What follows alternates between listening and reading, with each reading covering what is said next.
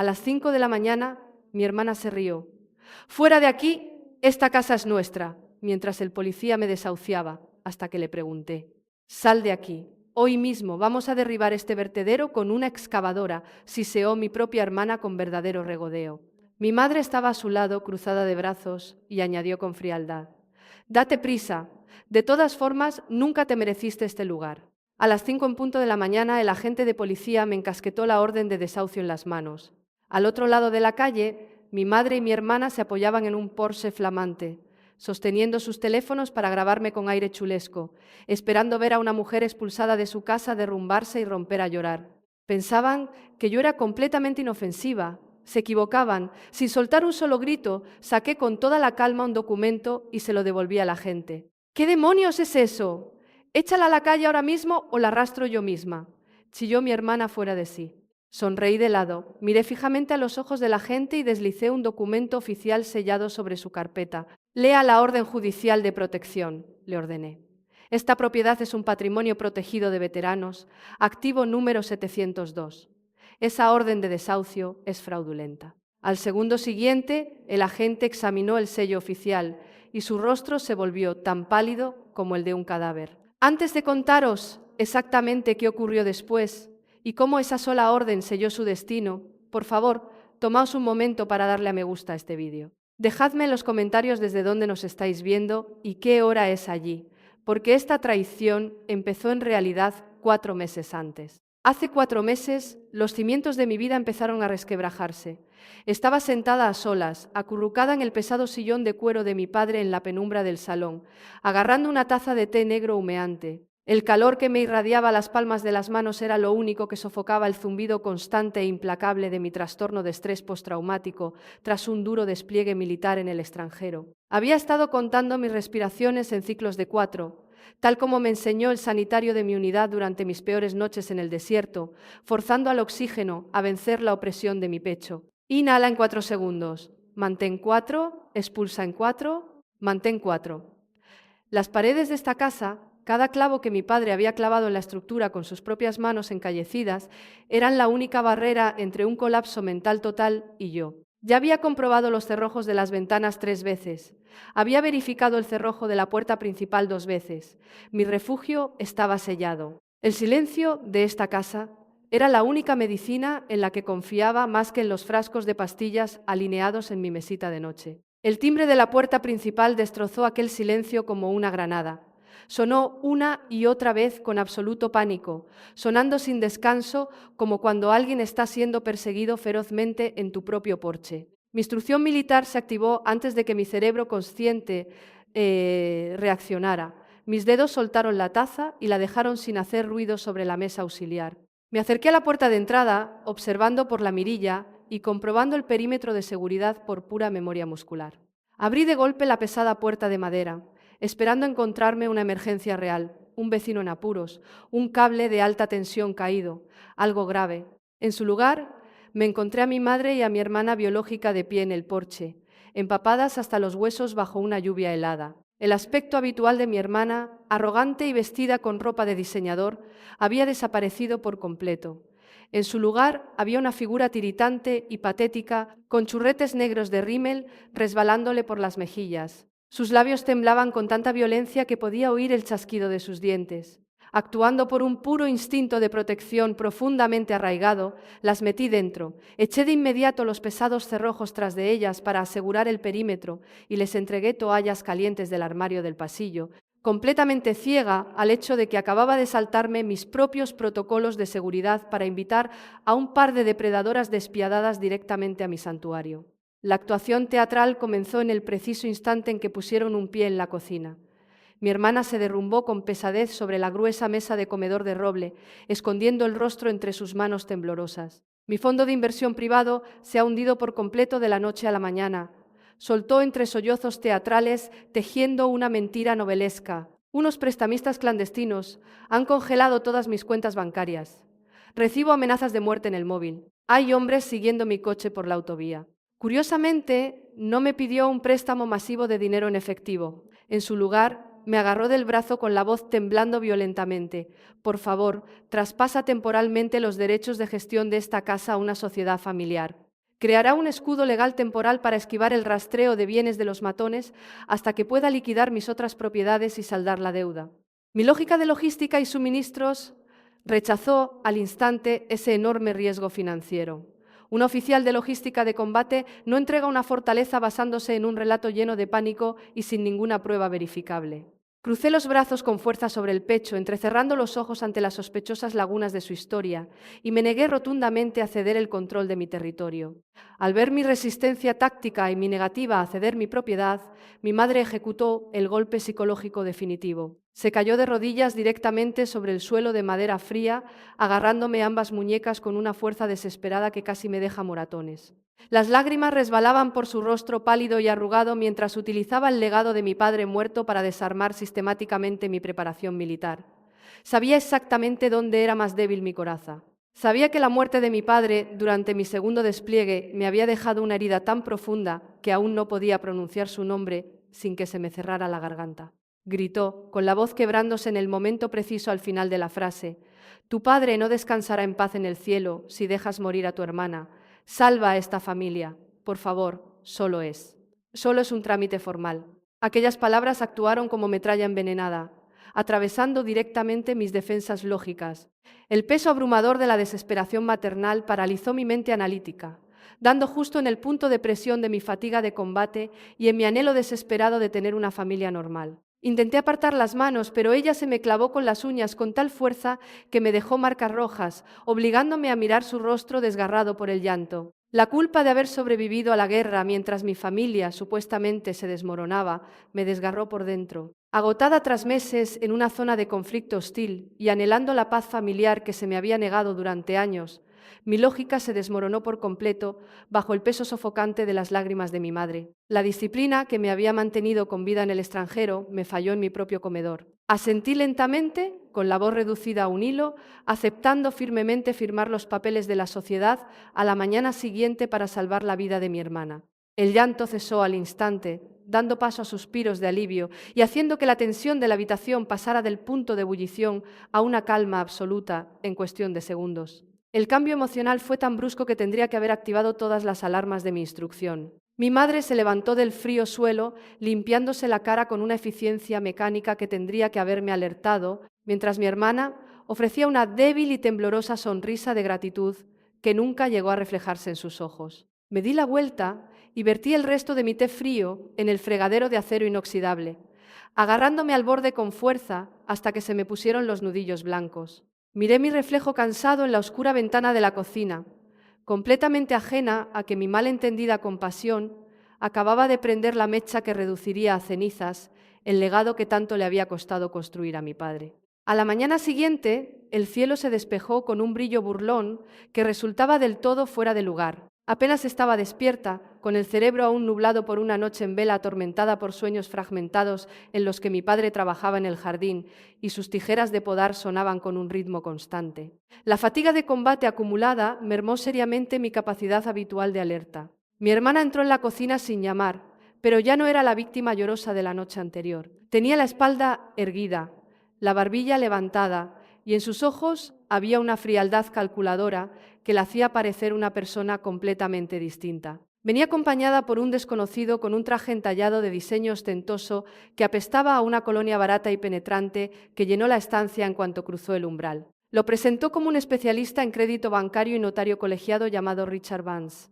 Mis instintos saltaron al instante como una sirena de alarma. Sus ojos recorrieron mi casa con un cálculo codicioso y poco profesional, midiendo mentalmente los metros cuadrados. Deteniéndose en las molduras del techo y tasando los suelos de madera, en lugar de mirarme a los ojos cuando me estrechó la mano con un agarre húmedo y agresivo. Sostenía un pesado maletín de cuero negro contra el pecho, como si contuviera una bomba a punto de estallar. Me serví una taza de café requemado de la cafetera que había olvidado limpiar, intentando despejar la niebla mental y convenciéndome insensatamente de que mi propia familia nunca traería una amenaza directamente a mi hogar. El notario Stamped, un taco enorme de documentos legales sobre la mesa de roble, mostrando una sonrisa corporativa prefabricada que no le llegaba a la mirada. Sin darme un solo segundo para leer la primera página, empezó a hablar a una velocidad vertiginosa y agresiva, atropellando las palabras en una avalancha calculada. Llenó la habitación de una compleja jerga financiera sobre estructuras fiduciarias, sociedades pantalla, vacíos fiscales y traspasos fiduciarios de emergencia, intentando saturar deliberadamente mi capacidad de procesamiento. Eché un vistazo a las primeras páginas y vi que coincidían con lo hablado la noche anterior, por lo que bajé torpemente mi perímetro defensivo. Me negaba a creer que mi propia madre y mi hermana me degollarían a plena luz del día dentro de la mismísima casa que mi padre había edificado para esta familia. El notario destapó una pluma estilográfica cara y golpeó el plumín de oro de forma impaciente contra la superficie de madera para marcar un ritmo frenético e imparable. Actuaba como si cada segundo perdido pusiera en peligro inminente la vida de mi hermana, impidiéndome dar un paso atrás para analizar a fondo la documentación real que estaba a punto de autorizar. Escondida en lo más profundo de aquel montón de papeles, sepultada entre cláusulas insignificantes de responsabilidad y textos legales estándar, habían colocado una renuncia de propiedad letal. El notario corrupto, comprado por el abultado sobre de dinero en efectivo de mi hermana, se saltó deliberadamente todos los protocolos de verificación exigidos por la ley. Pasó las pesadas páginas rápidamente, clavando el dedo en secciones señaladas con notas adhesivas de color amarillo neón. «Firme aquí y aquí, vamos con el tiempo justo y el juzgado cierra pronto», me exigió, poniéndome la pluma directamente en la palma de la mano. Mi hermana caminaba a pasos agigantados por las baldosas de la cocina, justo detrás de mí, mordiéndose las uñas agresivamente hasta hacerse sangre en las cutículas. Se quejaba en voz alta con un tono de voz agudo diseñado para sonar desesperado. «Date prisa, mi vida depende literalmente de esto». Estaban ejecutando una maniobra de pinza clásica, atacando mis sentidos con urgencia por el frente y con culpa por la espalda al mismo tiempo.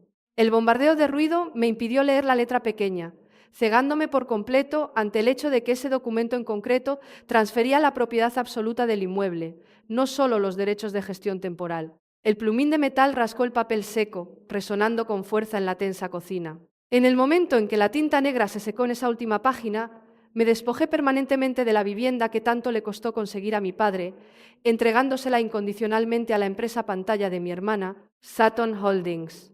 La tensión sofocante de la habitación se evaporó al instante en cuanto levanté la pluma. Los ojos de mi hermana destellaron con un frío brillo de triunfo que duró solo una fracción de segundo antes de disimularlo, arrebatándome las carpetas de las manos antes de que pudiera revisar mi propia firma. El notario cerró su maletín de un chasquido seco, dejando caer por completo su sonrisa falsa para cambiarla por la satisfacción engreída de quien acaba de cobrarse un soborno. Salieron corriendo por la puerta principal como hienas cargando con una presa fresca, murmurando entre ellos mientras cruzaban el porche. Me volví a sentar en la mesa vacía, mirando mi taza de café frío, y me masajeé las sienes sintiendo un nudo de angustia formándose en lo más profundo de mi estómago. Completamente ajena a que el lazo legal ya estaba apretado alrededor de mi cuello y la fecha de mi ejecución ya estaba fijada. Semanas después, el sol de la tarde pegaba con fuerza en mi nuca.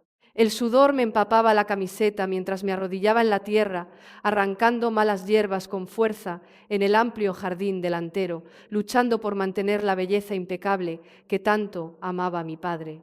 Él solía pasar cada mañana de sábado en este césped, recortando los setos con unas viejas tijeras de podar de acero, diciéndome que este trozo de tierra era lo único honrado que un hombre podía dejar en legado. Aún podía sentir el peso de aquellas tijeras en mis manos de los veranos en que le ayudaba. Su voz, firme y pausada, me enseñaba que la verdadera riqueza se mide en lo que proteges, no en lo que gastas. Yo estaba protegiendo sus palabras con mis propias manos encallecidas. Un destello cegador de color amarillo neón captó mi visión periférica, rompiendo el ritmo monótono de mi trabajo. A unos 50 metros, justo en el límite de mi propiedad, un hombre con un chaleco reflectante montaba un teodolito digital sobre un pesado trípode amarillo. Miraba a través de la lente óptica, tecleando coordenadas agresivamente en una tableta, como si la tierra bajo sus botas ya fuera suya. Mis instintos militares lo clasificaron de inmediato como una anomalía hostil en mi territorio. Nadie hace mediciones en un terreno a menos que planee construir o vender. Me limpié la tierra de las manos, dejé las herramientas de jardinería en la hierba y me marché directamente hacia él, recortando la distancia rápidamente. Erguí mi postura en una posición rígida y de mando, deteniéndome a medio metro de su costoso equipo para imponer autoridad. Se limpió el sudor de la frente, pareciendo algo sorprendido por mi aproximación agresiva. Soy Thomas Wright, tasador privado de inmuebles comerciales enviado por el Banco Nacional, declaró.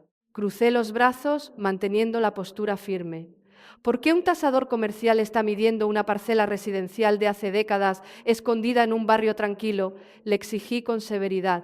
Frunció el ceño confundido, tocando la pantalla de su tableta para reinterpretar sus órdenes de trabajo. Claramente asumía que yo era una simple inquilina desinformada o una vecina desorientada que se había acercado demasiado a su equipo. Se ajustó el casco de protección, mirándome con una mezcla de lástima corporativa y puro distanciamiento profesional antes de soltar una verdad que me destrozó la realidad por completo. No tenía la menor idea de que la información que estaba a punto de soltar sin darle importancia haría estallar mi vida. Destaparía una traición millonaria urdida por mi propia sangre y me obligaría a entablar una guerra contra la gente que se suponía que debía quererme. Levantó la vista de la pantalla, completamente ajeno a la bomba que tenía entre las manos, y dijo con frialdad: «Señor, lamento las molestias, pero estoy realizando un estudio topográfico completo por una solicitud de urgencia de Sutton Holdings, es decir, la empresa de su hermana. Han presentado una solicitud masiva de préstamo para construcción comercial para derribar toda la estructura residencial de este terreno, talar todos los árboles y asfaltar el espacio para un gran centro comercial para finales del mes que viene». Cada una de esas palabras me golpeó el pecho como un disparo a quemarropa. Mi cerebro procesó los datos a toda velocidad, encajando cada pieza con una precisión escalofriante. Sutton Holdings, préstamo comercial, derribar la estructura. Mi hermana no solo había tomado los derechos de gestión para esconderse de los prestamistas, había robado legalmente la propiedad para conseguir un pelotazo comercial millonario. Planeaba borrar de la faz de la tierra la casa por la que mi padre se había desvivido, arrancar los setos que él podaba cada sábado, demoler el porche donde me enseñó a atarme las botas, sustituyendo su santuario por hormigón, acero y tiendas de centro comercial, solo para llenarse los bolsillos. Mi corazón cayó en un abismo de hielo, deteniéndose durante una fracción de segundo al asimilar la magnitud de la traición. Pero mi cuerpo se negó a flaquear. La lógica fría y calculadora de una oficial de logística se impuso de inmediato a mi pánico creciente. No le grité al tasador ni me vine abajo entre lágrimas. Forcé el aire hacia mis pulmones, sofocando el fuego abrasador de mi pecho con la misma técnica de respiración que usaba cuando mi convoy recibía fuego enemigo. Le pedí con calma sus especificaciones de superficie y los datos de coordenadas, memorizando cada detalle numérico para su posterior análisis. Le di las gracias con frialdad, me di la vuelta y regresé a paso firme hacia mi casa. Mis pesadas botas resonaban contra la madera del porche con tanta fuerza que las tablas temblaban. Entré directamente a mi despacho, encendí mi portátil encriptado y me senté a la mesa. Entré en la web del registro de la propiedad del municipio y empecé a cotejar los documentos de la sociedad que había usado mi hermana con los datos de la medición comercial del tasador. La hija ingenua y confiada murió en ese césped, al lado de las herramientas de jardín de su padre. En su lugar tomó el mando una comandante dispuesta a desmantelar a sus enemigos. En cuanto el camión del tasador desapareció tras la curva de la calle, cogí mi teléfono de la mesa. La sospecha no es nada sin información verificada. Necesitaba una explicación clara de las mujeres que compartían mi sangre antes de iniciar cualquier contramedida. Marqué el número de mi hermana, manteniéndome completamente inmóvil en medio del salón, mirando las paredes que planeaban derribar. Las estacas de la medición aún se veían a través de la ventana delantera, estandartes de color naranja fosforito, marcando la tumba del legado de mi padre en filas ordenadas y quirúrgicas por todo el jardín. Sonaron 4 tonos largos y agonizantes en el tenso silencio de la casa. Cuando finalmente se descolgó la llamada, no escuché el silencio desesperado de una oficina en quiebra, ni a una mujer escondida aterrorizada por matones. Escuché exactamente lo contrario. El sonido de fondo era una confirmación caótica e innegable de su culpabilidad, destruyendo al instante cualquier resto de esperanza de que todo esto fuera un simple error administrativo. Un bullicio de opulencia desbordante inundó mi auricular, dibujando una estampa de lujo extremo que me heló la sangre. Oí el silbido característico del viento en una montaña nevada, la megafonía anunciando la apertura de pistas de esquí para la sesión de tarde, el ritmo suave de un grupo de jazz en directo en el salón de un complejo hotelero y el tintineo caro de copas de cristal, brindando por una victoria que yo había financiado sin saberlo. Mi madre y mi hermana No estaban escondidas de los acreedores en la habitación de un hostal de mala muerte durmiendo en el suelo y temiendo por sus vidas. Se estaban pegando un viaje de compras invernal de superlujo en Baqueira Beret, derrochando miles de euros procedentes de mi patrimonio robado mientras yo arrancaba malas hierbas en la tierra. La pura audacia de la mentira transformó la traición en una realidad aplastante. Habían utilizado mi trauma de combate y la memoria de mi padre para robarme la casa, y ahora celebraban su botín en una cima nevada, brindando con copas de champán caro, totalmente convencidas de que la tonta de la soldada volvería a casa, recogería sus cosas en silencio y desaparecería cuando llegaran las excavadoras. Apreté la mandíbula conteniendo las ganas de gritar y mantuve un tono de voz totalmente plano. ¿Por qué hay un tasador comercial en mi terreno?, le solté al teléfono. ¿Y por qué me acaba de enseñar planos de demolición comercial? Hubo una breve pausa amortiguada en la línea mientras susurraban frenéticamente entre ellas al darse cuenta de que las habían descubierto. Entonces volvió la voz de mi madre, despojada por completo de sus lágrimas patéticas y de su desesperación maternal anterior. Se burló con una condescendencia arrogante. «Ay, por favor, ya estás pensando demasiado otra vez. Deja de ser tan paranoica. Solo están haciendo una medición rutinaria del ayuntamiento. No te metas en los negocios importantes de tu hermana. Quédate en esa casa y cállate la boca». Me habló no como a una hija, sino como a una molestia, un obstáculo patético en medio de sus millones. Su voz no mostraba ni un ápice de remordimiento, abandonando por completo el falso calor maternal que había empleado de rodillas semanas atrás para arrancarme la firma. Ya había conseguido el dinero y ahora me consideraba totalmente impotente para detenerla. Colgó con un chasquido tajante. El tono de llamada cortado retumbó en mi cabeza como clavos en el ataúd de la confianza, confirmando con absoluta certeza que mi familia estaba muerta. Me quedé mirando la pantalla oscura del móvil, totalmente inmóvil en el salón durante 60 segundos enteros, limpiando los últimos restos miserables de mi ingenuo perdón. Abrí el portátil inmediatamente, accedí a los registros públicos del municipio y cotejé a toda prisa los documentos de la sociedad con los datos del tasador. La lógica encajó a la perfección. El préstamo comercial masivo, el Porsche flamante que apareció en su garaje la semana posterior a mi firma, el viaje repentino a esquiar, habían vendido mi vida para financiar su vanidad sin fondo. Cerré el portátil de golpe expulsando un aire frío que pareció helar la habitación. No me iba a limitar a recuperar mi casa. Iba a documentar su fraude hasta el último recibo, a cortarles las vías de escape una a una y hacerles pagar con décadas de privación de libertad. La guerra había comenzado oficialmente y yo era la única que conocía el terreno de juego. Esa misma noche, mientras mi madre y mi hermana seguían de fiesta en la estación de esquí, cerré con llave y me puse ropa táctica completamente negra, ajustándome una capucha oscura en la cabeza. Me negué a usar mi propio vehículo, sabiendo que el gestor de mi hermana podía rastrear el GPS.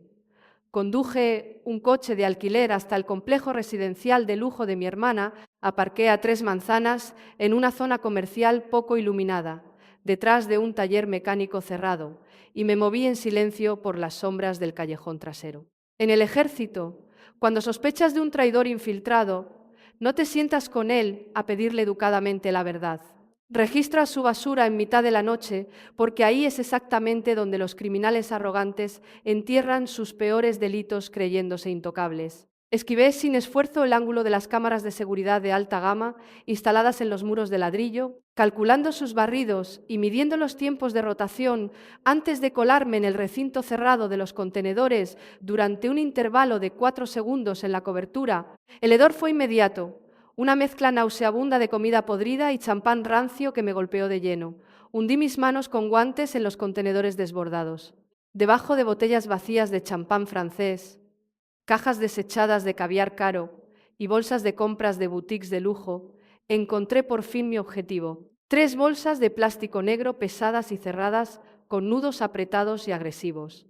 Rasgué un pequeño agujero en el lateral del plástico para comprobar el contenido. Estaban llenas a reventar con miles de tiras de papel triturado, el producto inconfundible de una destructora de papel industrial. Cargué con las pesadas bolsas fuera del contenedor, las metí en mi maletero y desaparecí en la noche apenas unas horas antes de que llegaran los camiones de la basura a destruir permanentemente las pruebas. De vuelta a la seguridad absoluta de mi casa, eché todos los cerrojos, bajé las persianas tupidas y extendí una enorme lona de plástico transparente sobre el suelo del salón. Vacié la montaña de papel triturado bajo la luz blanca y clínica de mi lámpara de escritorio. Me ardían los ojos y la parte baja de la espalda me dolía con un latido sordo a medida que pasaban las horas en total silencio. Pero me negué a parar. Con unas pinzas médicas de precisión y tiras de cinta adhesiva transparente, fui uniendo meticulosamente trazos microscópicos de tinta, fechas y firmas fragmentadas. Encontré trozos de justificantes de transferencias bancarias a cuentas en el extranjero en las Islas Caimán. Encontré esquinas rotas de documentos notariales con mi firma falsificada. Encontré fragmentos de planos arquitectónicos para un centro comercial con el membrete de la empresa de mi hermana y el sello de aprobación del Banco Nacional, con una fecha que se remontaba a 6 meses antes de aquella noche de tormenta. Cada tira de cinta que pegaba revelaba un nuevo nivel de premeditación. A las 3 de la madrugada, el panorama brutal e innegable estaba totalmente reconstruido sobre la lona de plástico. Miré fijamente los correos electrónicos internos y los contratos comerciales preliminares compartidos entre mi hermana, un gran promotor inmobiliario, y el notario de poca monta, Richard Vance. Pasé el dedo sobre el asunto del correo principal, que decía claramente: campaña de adquisición de terreno en zona protegida. Comprobé las fechas en los encabezados. Confirmaban que habían planeado minuciosamente esta apropiación hostil 8 meses atrás, mucho antes de la irrupción en la noche de tormenta, mucho antes de las lágrimas falsas en el suelo de mi cocina, mucho antes de la historia inventada de los prestamistas. No se trataba de una reacción desesperada ante una bancarrota repentina. Era un asesinato premeditado de mi futuro financiero, planificado con precisión corporativa mientras yo me jugaba la vida en un desierto en el extranjero. Guardé los documentos pegados en un maletín de acero de seguridad y lo cerré de un golpe. Mantendría un silencio absoluto haciéndome pasar por la tonta ciega y traumatizada, para que marcharan confiadas directo al matadero que les estaba preparando. El jueves por la mañana temprano, utilizando un teléfono prepago desechable para evitar cualquier rastreo GPS desde las cuentas de la empresa de mi hermana, efectué una serie de maniobras de conducción evasiva por el tráfico del centro hasta llegar al edificio de oficinas donde se encontraba Marcus Sterling. No era el típico abogado barato de divorcios que resuelve pleitos civiles entre cafés y apretones de manos. Era un antiguo fiscal militar reconvertido en abogado privado, un veterano de guerra curtido en combate y un auténtico depredador en derecho de la propiedad. Entré en su impecable despacho saltándome cualquier conversación superficial y dejé caer las pruebas pegadas, los planos de demolición comercial y los documentos fraudulentos de la sociedad directamente sobre su enorme mesa de roble. El impacto del maletín resonó en la habitación silenciosa como el disparo de un mortero. Sus ojos inquisitivos se entrecerraron de inmediato, analizando los papeles fragmentados con la velocidad calculadora de un fiscal militar habituado a procesar delitos graves. Tras 3 agotadoras horas de intenso análisis en silencio, su impecable despacho parecía un puesto de mando avanzado, con documentos colgados en cada superficie disponible, notas adhesivas amarillas marcando los puntos clave del fraude y su libreta llena de anotaciones rápidas y artículos legales rodeados con un círculo. Se echó hacia atrás en su sillón de cuero confirmando mi peor pesadilla con un tono medido y clínico. Mi hermana y el notario corrupto habían utilizado con éxito mi firma falsificada para estafar exactamente 2,5 millones de euros al Banco Nacional, transfiriendo al instante el dinero a una red de cuentas pantalla en el extranjero para limpiar el rastro. Marcus se levantó de golpe, con el rostro encendido de indignación militar por el ataque flagrante a una compañera de servicio. Alargó la mano hacia el teléfono fijo con determinación. «Voy a llamar a mis contactos de la Policía Judicial e Inspección Fiscal ahora mismo», declaró con contundencia. «Vamos a congelar todas sus cuentas y a sacar a tu hermana de su piso de lujo esposada antes de que se ponga el sol». Me adelanté y le puse la mano encima con fuerza, sujetando el auricular contra la mesa. Le miré a los ojos con una sonrisa fría que hizo dudar incluso a un abogado curtido. Le ordené con frialdad, sin atisbo de emoción: «Espera, no quiero impedir que lo celebren ahora mismo porque mi hermana en realidad no puede liquidar el valor de mi propiedad, ya que legalmente no le pertenece, y lo que es más importante, a mí tampoco. Vi cómo la confusión cruzaba su rostro y cómo fruncía el ceño, intentando encajar las piezas antes de comprenderlo. Yo no estaba jugando a defenderme. Estaba preparando una trampa mortal e inevitable y necesitaba que se tragaran el cebo por completo antes de cerrar el cepo. Eché la mano al interior de mi chaqueta y deslicé una carpeta gastada y clasificada sobre la mesa de madera barnizada. Años antes de morir, mi brillante padre anticipó la codicia sin límites de su propia familia. Se lo expliqué manteniendo la mirada firme. Él sirvió en misiones militares en su juventud. Comprendía que las personas que te sonríen en la mesa del comedor pueden ser las mismas que te vendan por dinero. Por eso puso discretamente este terreno en un fideicomiso de protección de veteranos altamente restringido. Está bloqueado de forma permanente en el sistema de registro público bajo el número de activo 702. Yo soy simplemente una residente protegida.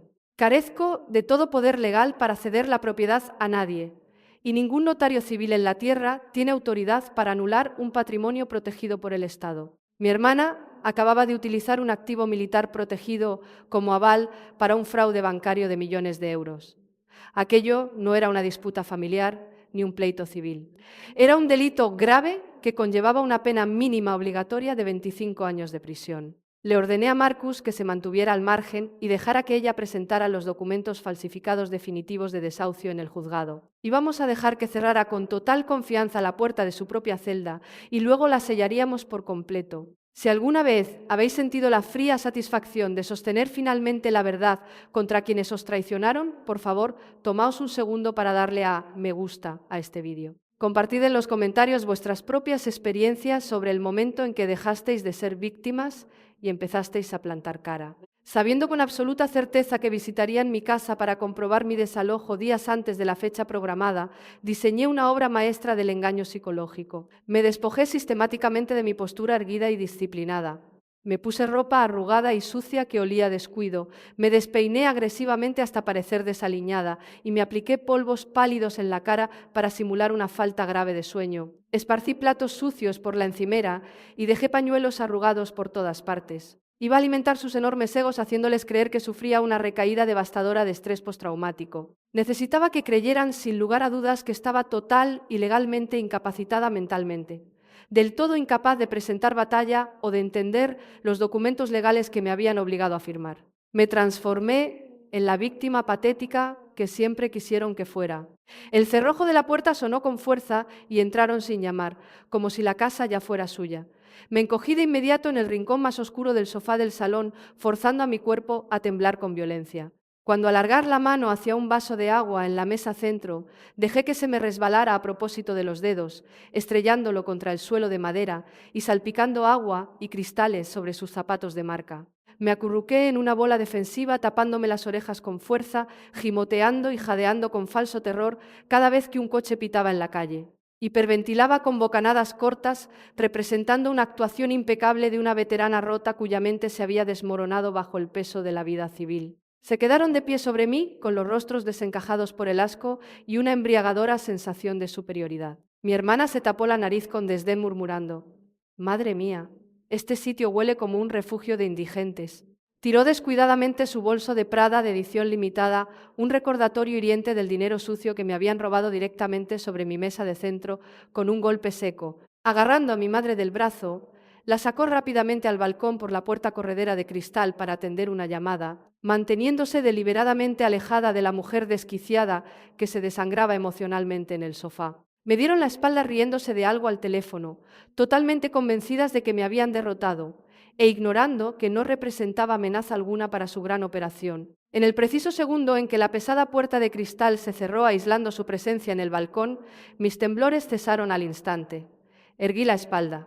Mis ojos se enfocaron con una precisión fría. Moviéndome con la gracia silenciosa de una veterana de combate cruzando un campo de minas, saqué del bolsillo un transmisor de audio de grado militar, no más grande que una caja de cerillas. Deslicé la mano en el forro interior de seda del bolso de Prada y coloqué el pequeño dispositivo en la costura más profunda, donde nadie lo encontraría al buscar la pintura de labios o las llaves del coche. Cerré la cremallera del bolso sin dejar el menor rastro visual. Para cuando abrieron la puerta de cristal y volvieron a entrar, yo estaba temblando de nuevo en el sofá, mirando fijamente a la pared con la mirada perdida. Las vi salir por la puerta sin decir ni una palabra de despedida, llevando consigo una sentencia de muerte digital directamente a su guarida de lujo, sin sospechar que su accesorio más preciado se había convertido en un micrófono abierto que retransmitía cada palabra directamente a mi receptor encriptado. Llegó la larga y desgarradora noche previa al desahucio programado al amanecer.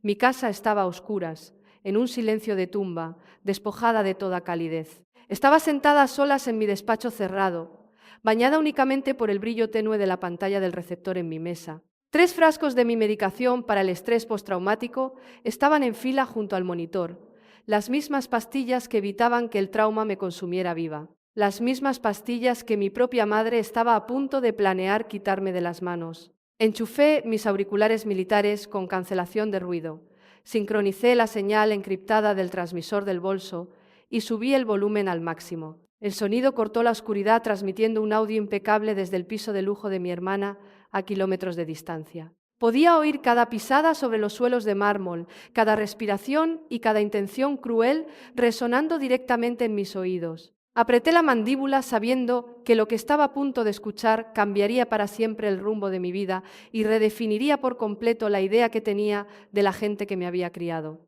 El sonido era caótico y ensordecedor. Oí los bajos potentes de un equipo de música retumbando en el micrófono, seguidos por el estallido festivo de una botella de champán.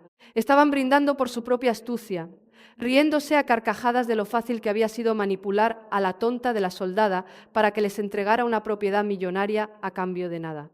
El sonido del choque de las copas de cristal me revolvió el estómago. Me quedé inmóvil en mi despacho a oscuras, dejando que su desbordante arrogancia me secara por dentro, golpeando rítmicamente mi bolígrafo de metal contra la mesa con una cadencia lenta y controlada. No buscaba explicaciones.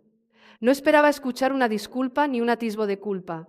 Esperaba pacientemente los datos tácticos específicos que necesitaba para sepultarlas bajo todo el peso de la ley. La música bajó un momento y la voz de mi hermana cortó el aire como un bisturí oxidado.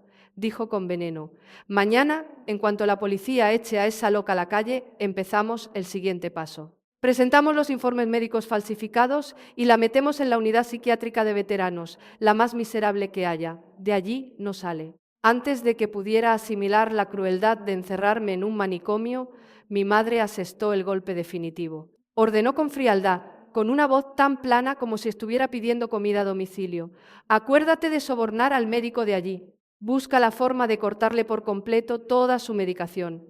Sin las pastillas, el trauma cerebral se le disparará. Se volverá loca de verdad, se golpeará la cabeza contra la pared para suicidarse o se pudrirá allí dentro muy pronto. Solo así arrancaremos el problema de raíz y los millones serán nuestros para siempre sin que nadie nos demande para recuperarlos. La atrocidad de las palabras de mi madre me golpeó como un mazo, destruyendo los últimos restos de mi inocencia. Mis ojos se dirigieron lentamente hacia los 3 frascos de la mesa, la medicación que planeaba confiscar para que mi propio cerebro dañado me devorara desde dentro. En el ejército, los sanitarios corren bajo el fuego cruzado para poner a salvo a los soldados heridos. En esta casa, mi propia madre sobornaba a médicos para dejarme morir. Pero las lágrimas se negaron a salir. En esa oscuridad sofocante, el último nervio frágil de mi humanidad se rompió definitivamente. Mi familia biológica estaba oficialmente muerta para mí. El dolor agónico de su traición se evaporó de mi pecho, dejando solo la frialdad aterradora de una máquina diseñada para un solo propósito. Alargué la mano y le di al botón de guardar en el archivo de audio, viendo la luz verde de confirmación parpadear 2 veces. Extraje la pequeña unidad USB y la guardé de forma segura en el bolsillo de mi chaleco táctico.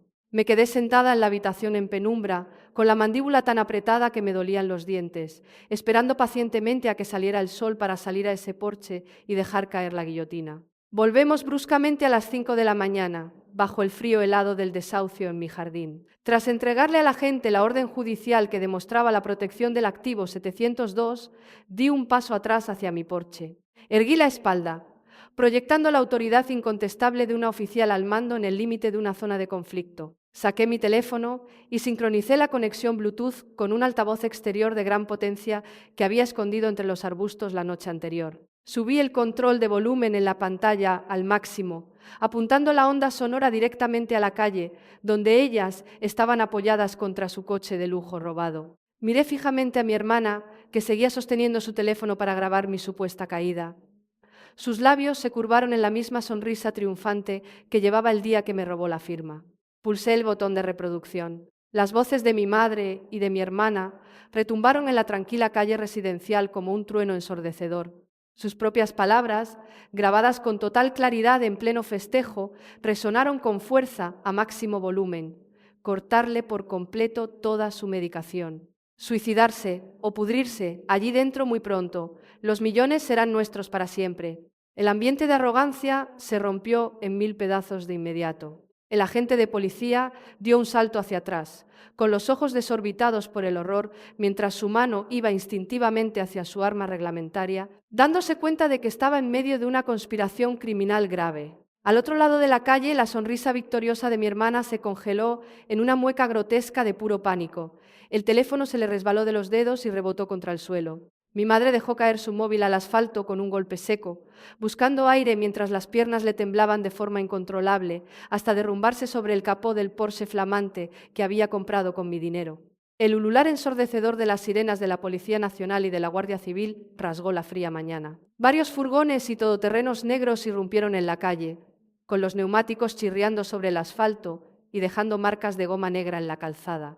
Agentes armados desplegados en la calle tomaron posiciones rápidamente, con las armas desenfundadas y avanzando en formación coordinada. Marcus Sterling bajó del primer vehículo, con la mandíbula firme y los ojos ardiendo, con una mirada de triunfo. Los agentes sujetaron a mi hermana, estampándole la cara contra el capó de su propio coche y colocándole las esposas de acero en las muñecas con firmeza, mientras ella gritaba una serie de negativas incoherentes y desesperadas contra la pintura. Mi madre cayó de rodillas en la acera, llorando desconsoladamente y pidiéndome piedad, gritando mi nombre una y otra vez, apelando a la sangre familiar.